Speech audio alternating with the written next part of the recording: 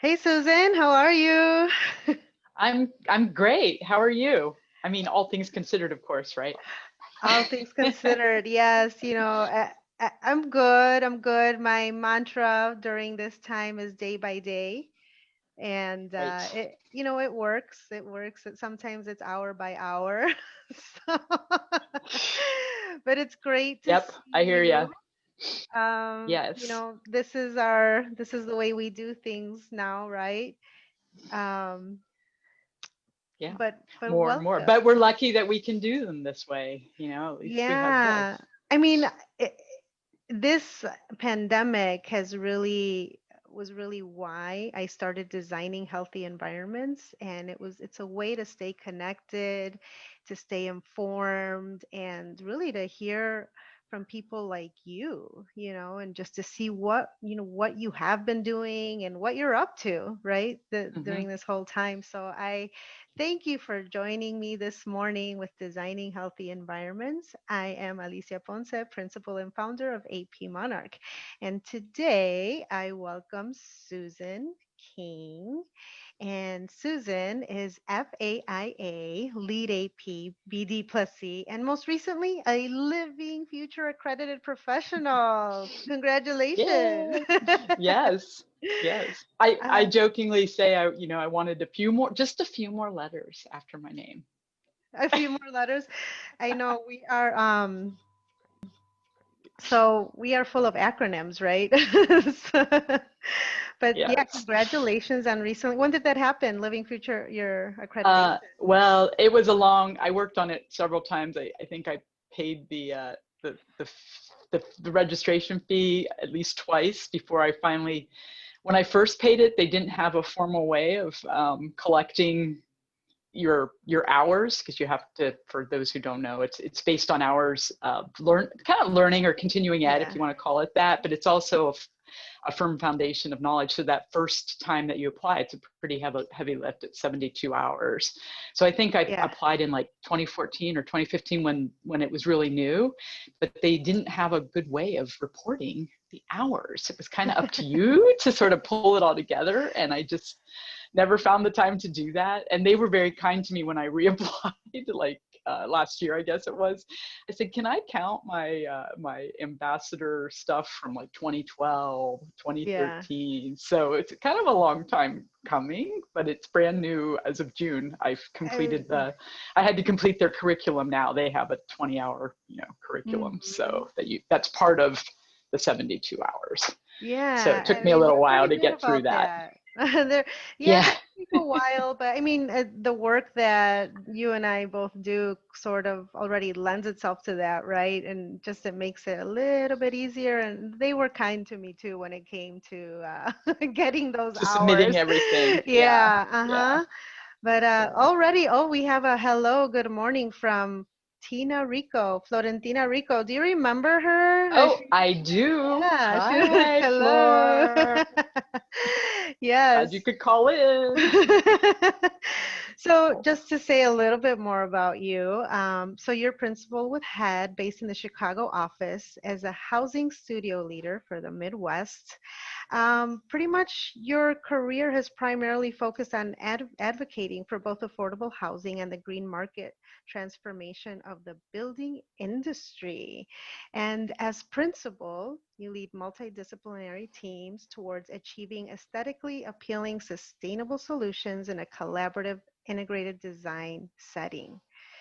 That's what I love about what we do, is that we are forced to work together, right? I mean, and to come up with these really great, innovative solutions.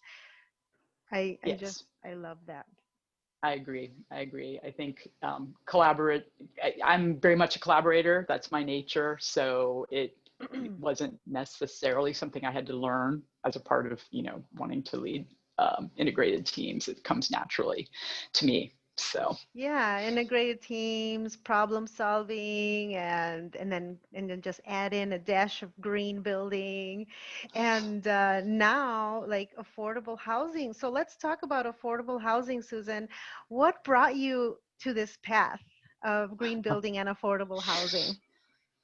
Yeah, as you've already been hearing, I have a long journey behind me already, I feel like. But I think when I talk about, when I've been asked this in the past, I've had, other moments where I've given this some thought. And I have to say, I always start with my parents and my upbringing.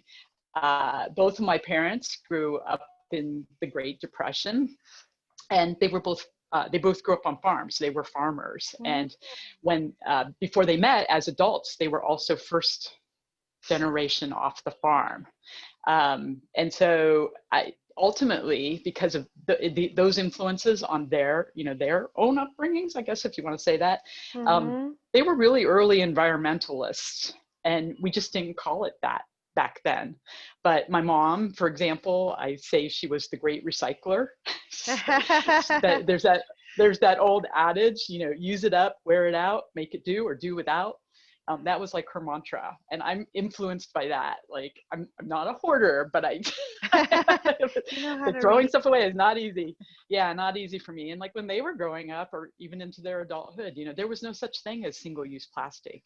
We saved everything. Like the bags that bread eventually came in, you didn't throw that out. That became your plastic bag for the next thing, that you had to use. And the way at least I do, you save the plastic shopping bags, which hopefully, again, we're going to get, starting to move away from. There was a lot more glass too, right? There was less plastic and more glass. You would turn, you turn your bottles for milk, they got picked up and reused, or you got a deposit back for it. You used to get paid for recycling. We need to get back to some, we totally need to get back to some of that way of thinking. And then my dad, he not only built both of the houses that I grew up in, so I was, especially the second one, the one where I spent most of my time from third grade till I left for college, I was totally around him building that house. Like we would play on the excavate. We actually lived in the basement while he built the upstairs for like a year. So no, he didn't influence me at all. No influence there whatsoever. But the other thing that's really cool that I didn't grasp, again, many of these things I think all of us can probably relate. Some of these things you totally don't realize at the time. It takes a lot of time away from it and looking back. And unfortunately, both of my parents are gone now. But he also built a wind turbine, and I think maybe we have an image of this. Right? He did. To share. Yeah. Really? Okay. And it's out of. You're right. So she's gonna, I guess, show you guys that. But it's out of oil barrels of all things. Like how ironic is that? And so again, reusing material, capturing a renewable energy source. And so this was 1981, I hate to think that was 40 years ago. So I think this was my first year in college. But anyway, he was always building things around me, and some of them were pretty ahead of their time. And so what this wasn't creating electricity, but what he was pumping water from a natural spring in order to fill this pond that you can see in the background of the one picture that he had built on our property where I grew up. So even though I wasn't on a farm, it was very much a rural upbringing that I had. So so that's that's a lot. Now? They eventually sold the property, and it's no longer there, unfortunately. But you have the photo though I know, you can tell the one is like a Polaroid. You know what, you need to rebuild it, Susan. I wasn't at a place where I could criticize it yet, but now I'm like, okay, he needed a more lightweight, like I give him total props for like reusing a material, but those barrels weren't light. He needed something a little more light. It worked, but it was. That was cool. So and then keep all in mind, that was not his day job. He was a steel worker in near Youngstown, Warrant, Rust Belt, northeastern Ohio. So these were, even the building of his house, this was not his job. It was his passion, his night job, I guess. I mean, if you're doing that, you come out of work to build a wind turbine, and you have to have some kind of passion for that, because he built all kinds of. We had a lot of property, and he built all sorts of them. We had an amazing tree house, blah, blah, I could go on. But we'll move along. So that beginning of my path, that was just at the beginning. Uh-huh. I think the second thing I usually think about is, from a very young age, I had an interest in art and drawing, and I guess, Mhm. they noted a talent there, and I think encouraged me that way. And then Mhm. when I was in art class in 8th grade, that was where I studied Frank Lloyd Wright, and specifically Falling Water, and then it was kind of all over. I at that point I was like, I want to be an architect, and kind of it went pretty linearly through there. But then the sustainability, Mhm. in my college curriculum, again, the word didn't really exist, and there was no focus on that. Although I look back on a lot of things we learned, like we learned proper orientation of site and those sorts of Mhm. things. It just wasn't called that. And what I noticed afterwards was somehow I feel like, I hope this isn't true now. This isn't true now, but when I graduated from college, I think you get into the work and you start working and you're working for people. I feel like at some point people kind of just forgot those basic things. Like something else always takes over as a priority in a project. And Mhm. as I moved back into sustainability became a word, and it became a more focused. Mhm.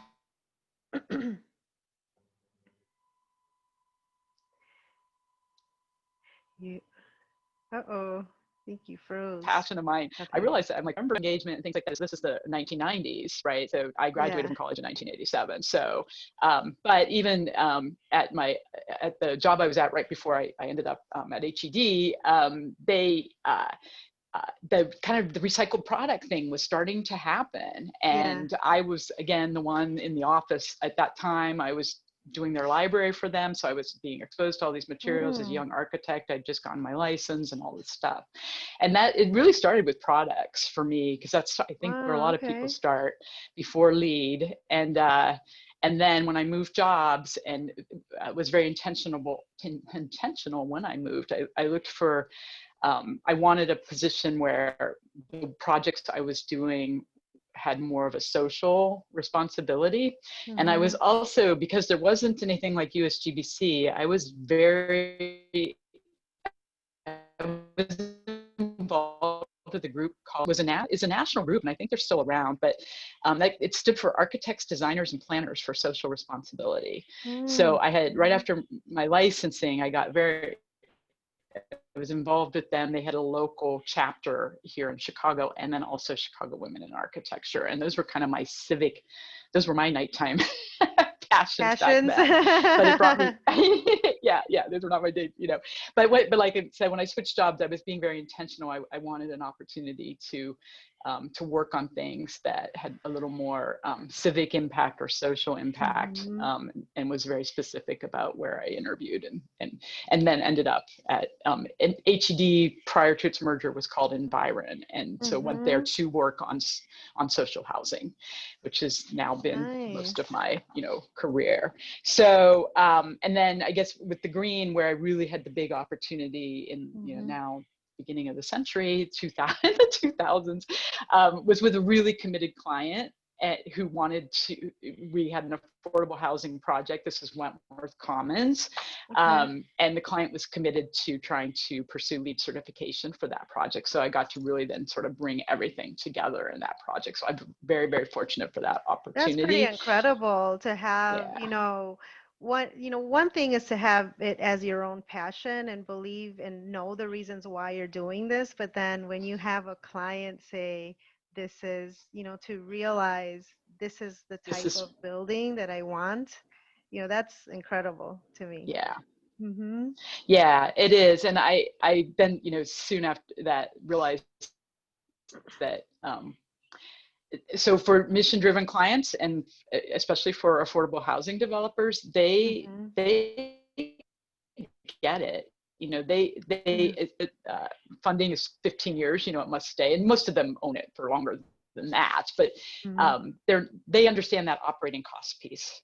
And so you don't have to convince them. But the Yeah. trick becomes how, if it costs even just a little bit more money, it becomes an obstacle. And we'll talk about that in a minute. But I'll just, on Wentworth, I'll just say, if you don't know, like it actually became the first multi-residential building in Illinois Mm-hmm. to achieve LEED certification. And it was just the Okay. basic LEED. It wasn't like platinum or anything like that. But at the time, that was, it was a question. We weren't really sure. There in early LEED, there was maybe rumor, maybe not, but a lot of people would be like, oh, we can't do that. It's not for housing. It's for offices. It's for commercial. It's like, no, it's supposed to be for everything, right? Yeah. So, so that was important because it proved that out. Not only could it be residential, this was affordable residential, so.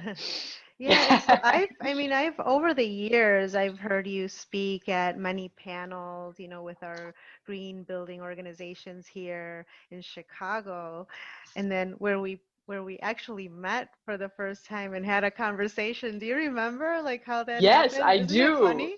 Yeah. Do you want to tell? You I tell. mean, well, it was for the Living Future Unconference. I think it was 3 years ago now in Portland. I mean, we're That's just right. like, oh, let's have lunch together. I was But we were actually right? We were having lunch because it was the truck lunch, right? Yeah. The food trucks, and we were just sitting outside because that's how they do their lunch program.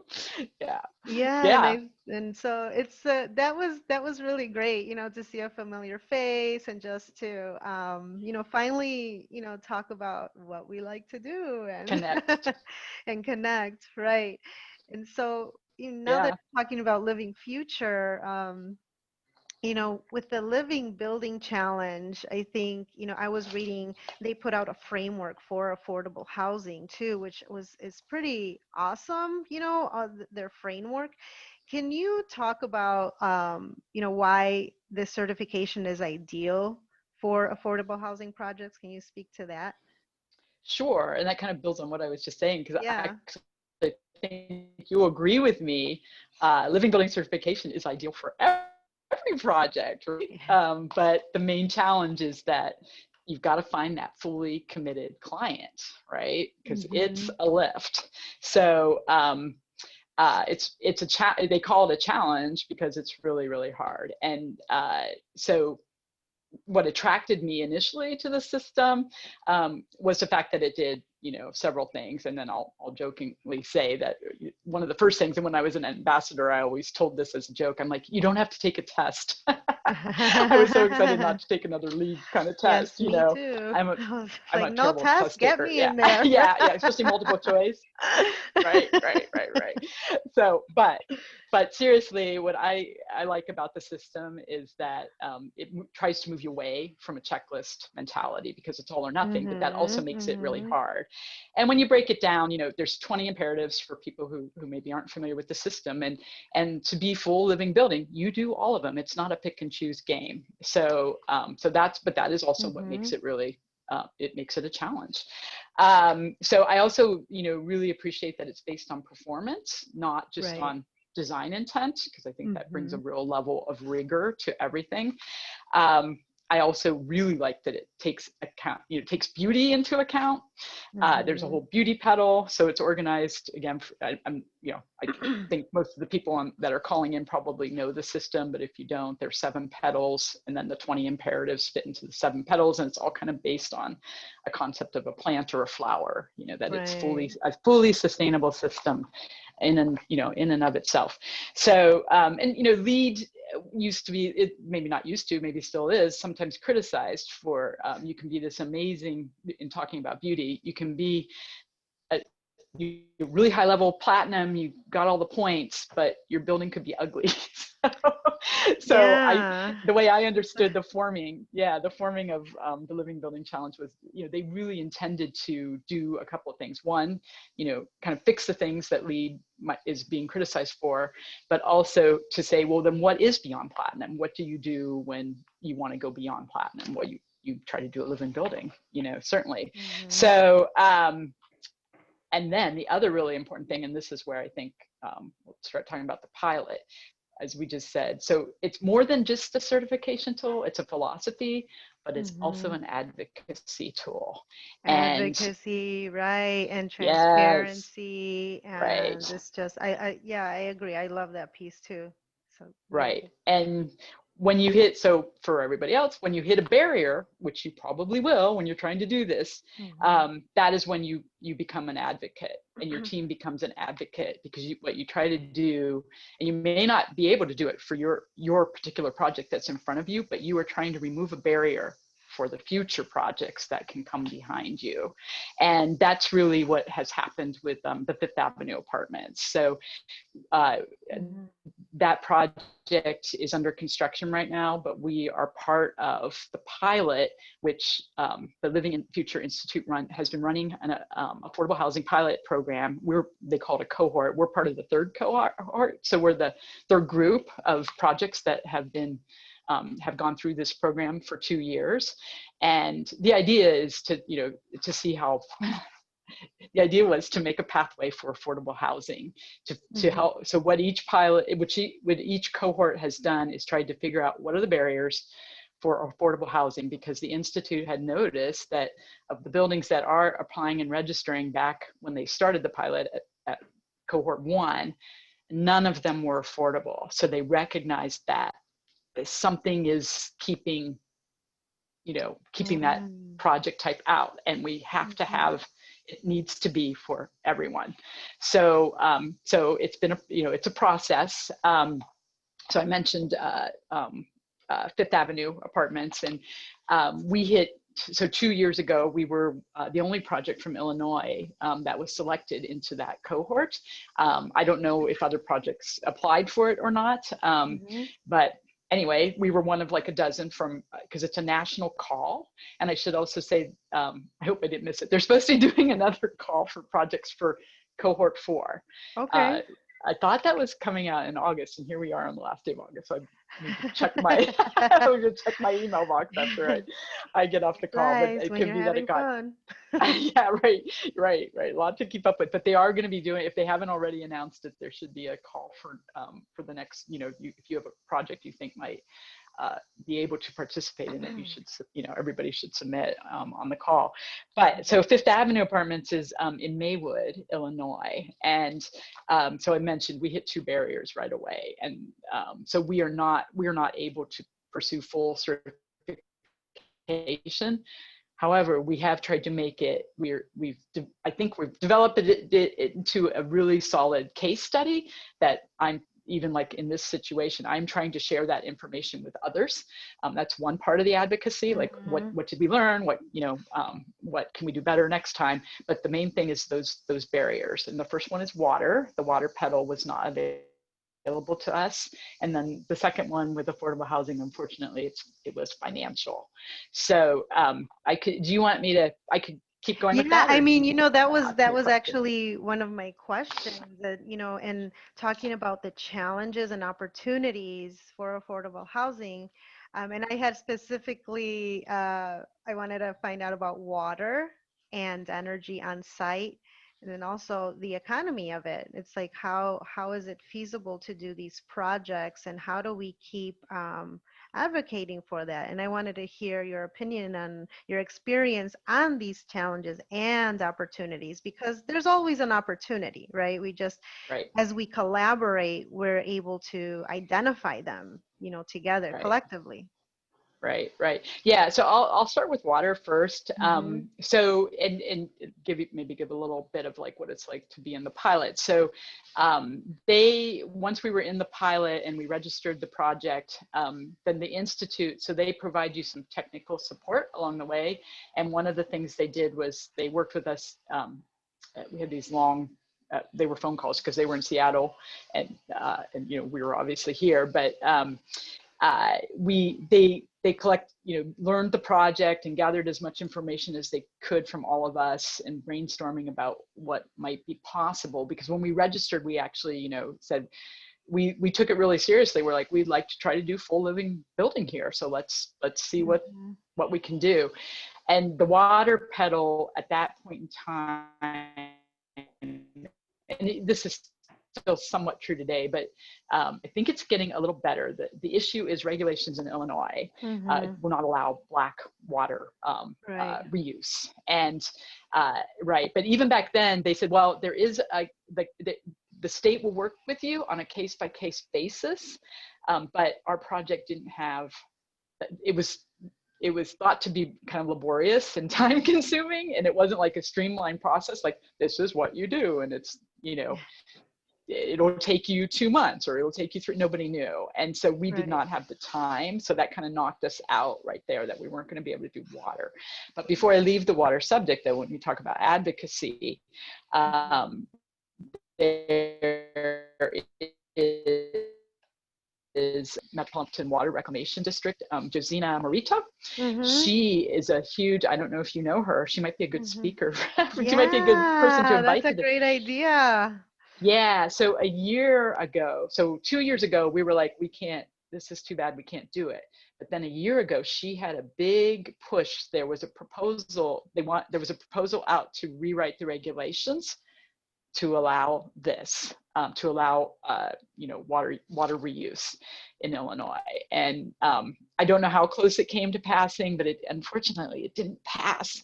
But I spoke to her back in June, and I'm trying to keep tabs on that, because we think in June, she told me, obviously again, pandemic, you know, kind of get sort of distracting us from things.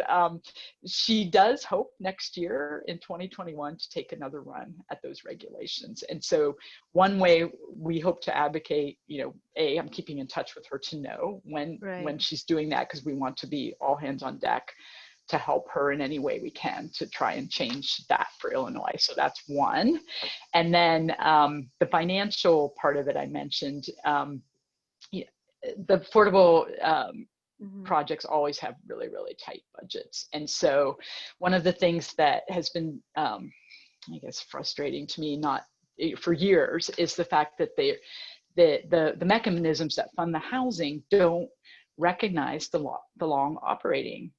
long-term operating costs. There's so much focus on the first cost only, and it's really low, so there's not enough money. And then the low-income housing tax credits, or LIHTC, is the main way that we fund affordable housing right now, and it's really competitive too. And so it's, you know, it's just not conducive to much in terms of innovation. And they would love to have, you know, be able to pay a little bit more for maybe a little more efficient anything. And but when the chips are down and the dollars aren't, you know, it's not penciling out, you know, they have to make the choice, like, I got to build housing, you know, over I just don't have the money to build it for the long haul, which is, so what we're doing with that now that I'm pretty excited about, I'm involved with a group called the Midwest Decarbonization Midwest Building Decarbonization Coalition. It's a newly formed coalition. And they're going to do a lot of things, but their first thing that they're doing is we are working on a proposal for the what we call so many acronyms, QAP, which is Qualified Action Plan.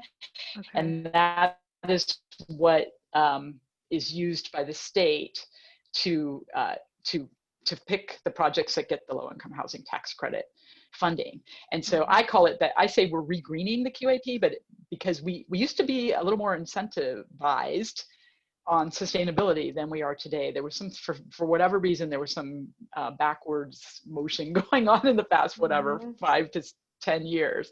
So we're trying to do better than that. And the first pass at that, so we're putting together, there's a draft out right now, and we're hoping to be presenting that to IDA, the Illinois Housing Development Authority, actually within the next 30 to 45 days. But basically what we're trying to do is take their scoring program for these houses and incentivize or re-incentivize the environmental aspects. And a big piece of that is focused to start on energy efficiency, thus the decarbonization, role. So I'm really, that's kind of just evolved kind of, I want to say, since like the pandemic Midwest and the work on Green that. New Deal.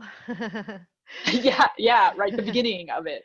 So yeah, and so that's you know, because I feel like I sort of, none of this has been new what I'm saying about it, but I would often start to joke, like I said, well, apparently I'm not saying it to the right people, and just in the last 6 months I feel like, oh my God, I found the right people to say this to, because it seems Yeah, like there's and we motion. need to stay connected because just as you mentioned the commissioner for the water rec, it's like we need, advocates on both sides because we could have all Right, the advocates all day long on the building side, but if you don't have anyone that sees the opportunities in something like, harvesting water or, right, treating water on site, then it's going to be an uphill battle as it has been. But it seems like right. there's a little bit of movement upward with the commissioner there, like you mentioned, and I'm excited. I will invite her, to speak on Yeah, their initiatives and stuff. But I just think it's also important, like it's not just a fight for water because we want our way, or there's a fundamental reason why this is being done, right? It's just the conservation of water, and and being able to lessen the burden on right. just man-made structures or infrastructure, right? Right, right. Like if you just take toilet flushing, the fact that we put really good water to flush our toilets is, when you stop, take a step back and you think about it, you're like, what are we doing? You know, why? Why are, we're, and in some countries they'd be like, yeah, what are you doing? So, Yeah. and I think it's particular, that one's hard, I think, in Illinois because, especially in Chicago, we have that lake. And Yeah, so I think, that affects our psyche. We don't mindset. see the finite part of it, because to us it feels like, well, there's this whole lake, everything's fine. I think that's part of our challenge to That, overcome that. yeah, that's so true. And does he does the Living Future or Living Building Challenge talk about, sort of guiding a team on the economy, making it economically feasible for these projects? Because that's another challenge. You they are faced with this budget, and this is what Yes, you have to work with, but something has to, like, has move to the give. needle a little bit. Yeah. Yeah, that's interesting. It was interesting to me as well because they published a, a, a toolkit. So they have two toolkits. One, oh no, I have an alarm going on outside. That's terrible. Hopefully that's not. Let me know if it does. Okay, good. Stop. I was gonna say I can shut all my windows. Sorry. What were we saying? Economy, right? They have two toolkits out. One is a policy toolkit for groups. So the idea is they put out this tool to Right. help groups use change, to advocate for change. So one is on, I think it's more focused on like zoning and how you might change, or zoning or building codes or things like that, how they give you sort of step by step that a group could use. And they actually, that sort of, I think, came out of the success that they've had in the Pacific Northwest, especially like in Seattle, and I think maybe in Portland, um, where zoning, I think there's some kind of bonuses you get if you pursue living building, I want to say something to that effect. So it's more focused, at least the examples are more focused on that. And then they also just this early summer, around the time of the online version of the conference this year, they published a toolkit that's specific actually to what we're actually doing, the QAP rewrite, so that Hmm. other states that they feel like their QAP could be greened up. And they give, I don't know if it's 8 or 9 or 10 steps of what you should do. And it was funny because by the time I read it, this coalition had already formed, but I want to say like step 8 is like form a coalition. I was like, oh, we just jumped Done. right to that. We're already there. We have the coalition. So whether or not either of those, I don't think there's not a specific one on what to do about this economic thing, but in some Hmm. ways that relates, in my opinion, to incentivizing the process of Yeah. it.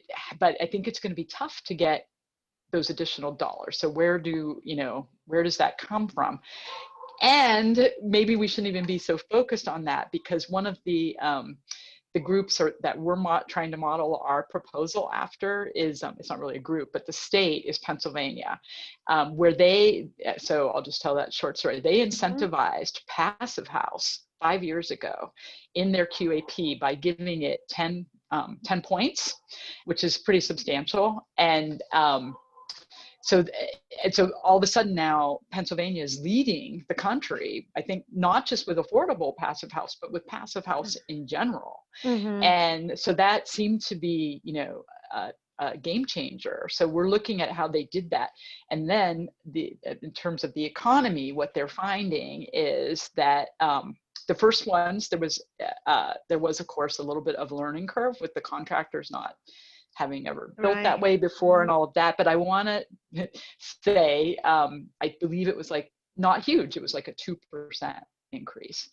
And now I believe there's a new study coming out that I need to look for, because I heard about this just a few weeks ago. The new Gravity Housing Conference happened. And I think someone there said there's another new study out now coming, because it's been 5 years, showing that the ones in Pennsylvania who are pursuing Passive House now, coming in $2 less than standard construction. So there's also this thing we have to get over, where maybe it actually doesn't cost more.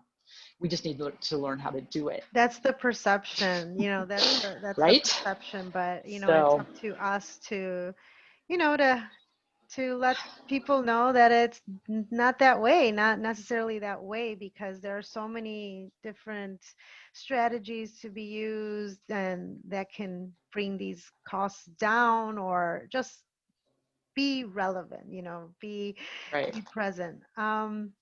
So I wanted to ask you too about the social equity portion of it as well. When that's the other thing I saw with Living Building Challenge, is that there's also equity. How are you going to address equity? You're just not going to build these homes or this building in my community, build it, okay, we're out of here, right? So how are you going to connect with the community, right? Build a relationship with the community. And I think that's just amazing. That's how you're supposed to do it, right? Can you speak to that? And it's, a lot of that falls on the developer too, though, so so there should always be that aspect. And green communities criteria also is kind of making that a prereq. So so there's lots of you have a lot of experience with this, actually, but hopefully, again, fully committed client, and you can have those kinds of meetings, I guess you would say. And I'm very interested too in how we do this virtually on every project, but being able to get, and sometimes you have to do them.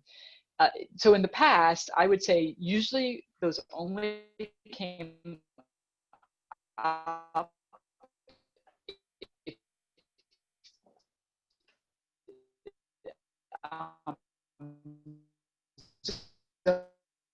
zoning change in, becomes not even heightened, it becomes required, because you're not going to get your zoning change unless the community is supporting it, for the most part. So that's sort of more, I guess, a formal way. But I think what's happening now is that it's like we're trying to make a voluntary aspect required. And I think that gets a little trickier for the architect. Like, if the client says yes, we have to get the client to say yes to that too, right, as well, because it's a voluntary thing they're taking on. So but and then once to do it, I think is, I don't want to say it's easy, but we have, as architects, right, you could speak to this, but we have all the tools to know how to run like that kind of workshop and get their input and then incorporate it, and so that would be really a good thing that I think we're going to see more of, as these different certifications kind of help us push that, as they have other things. The way that equity is kind of the framework they sort of put up within the Living Building Challenge right now is, well, one thing I'll mention for us, the easy thing at HED, and we're really, really proud of this, is that we became a JUST organization last year. Oh, nice. And that's actually, so So that was a big, yeah, so I'm very proud of that. And that's one So of with a the, just organization, you have to, that's also a very transparent program, right? Where mhm.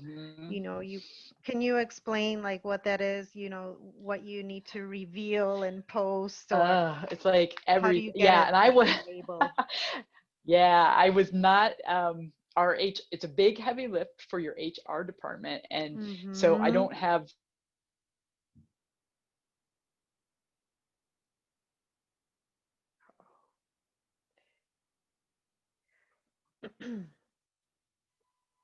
Freeze. where we did okay. And it's a 3-star, not 3-star, three, or is it, maybe it is star, but it's a three, maybe it is three, I'll just use star. I Three don't know if that's the categories. correct term, but it's a 3-level.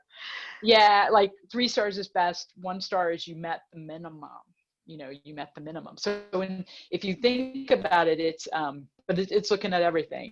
Pay equity, diversity of all kinds within your staff, social responsibility, like what do you do for the communities that you're in. I think there's like health, wellness within for your employees. So it's very much about your It, business, it is right? definitely looking at the HR Um, policy, right? so It's like, there's even like paternity and it's maternity leave, and it gets very detailed. And so hmm that's hmm awesome that you and guys so got it. yeah, and it's to me now it's the hard part because it's checked every, I think it's good 2 years, and you're supposed to be, we're in the improvement phase now, right? Because what you're hoping is in 2 years when you recertify, that if you were only in meeting the one level here, over in 2 years, hopefully that moves into number two. So should be a progression. So it's really, to get the label is kind of like we ask our product manufacturers to do, right? It's like it's the declaration in a way, like we're going to be transparent, and here we are for you can see where we need to do some work maybe, and but I think it's a really, really good thing. And what I loved about it internally too was that I suggested it, and then they took off with it. And in fact, I didn't even know, like, I remember one time I'm like, I kept meaning, because it was mostly done out of our California office. Our Mm-hmm. head of HR sits in LA, and then there was a woman in San Francisco who really did a lot of the work on it. And what I kept meaning to say, I wonder what's going on with that. We registered. I wonder what's going on with that. And then eventually they came to me and they're like, oh yeah, we meant to tell you, we're meeting weekly on this. I was so excited. I'm like, okay, well, let me know what I could do to help. But it's really, It that was exciting inspires to me. people to work work differently, right? And think out of the box. True, Um, true, true. But it was also the fact that it really is HR, and as an architect, there wasn't a lot I could do, because they were Yeah, no, like I read looking at how the everybody's paid, and requirements, and it's a hefty, yeah, it is a heavy lift. But so, yes, I mean we could talk on and on about this, but you have shared a wealth of information of the projects that you've worked on, and how what are some of the opportunities, what are some of the challenges, and I think that's the type of thing that we strive to solve these puzzles, right? And just so that we can build these transformative environments, so designing healthy environments. So I want to thank you for your time this morning, yeah, and I can't wait to hear what you're up to, and for the rest yeah. of the No, year. thank you. Hmm. Right. Thank you for having me. And I'm excited because I believe you and I are going to work together on something. So I'm Yes, very, yes, one way yeah. or another. Yes, we are. And I'm looking So, forward to that too. yeah, But yeah. yeah, let's keep doing this and designing these healthy environments. And I mean, this was awesome. I had such a good time listening to everything that you shared. And maybe we can have you, in a couple of months to see what See if what we've we're made, doing then.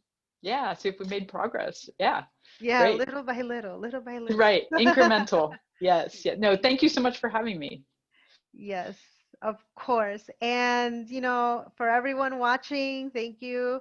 Thank you for, continuing and your comments. And if you have anyone that you'd like to see on these Designing Healthy Environment Talks, please drop their name in the comment box, and we will reach out, and because we want to be able to keep these conversations going, and it's a collaborative, it's a collaborative exchange of ideas, right? And so that's what I truly believe in, into designing these healthy environments. So um, have a wonderful day, a wonderful week, and I can't believe tomorrow will be September.